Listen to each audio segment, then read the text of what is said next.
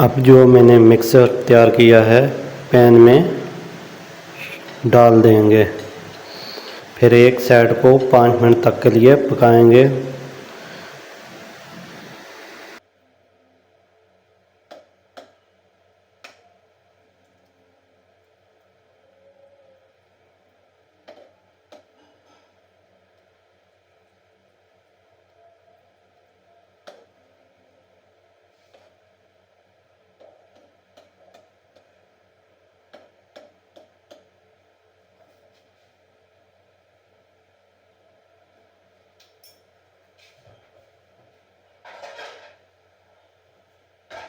पाँच मिनट तक के लिए दम पर रख देंगे।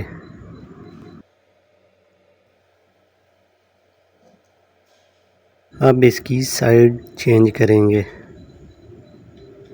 अगर मेरी रेसिपी अच्छी लगे तो फ्रेंड्स और फैमिली में लाजमी शेयर करें और कमेंट्स में बताएं कि आपको रेसिपी कैसी लगी है। इसके ऊपर जर्दी को डाल देंगे।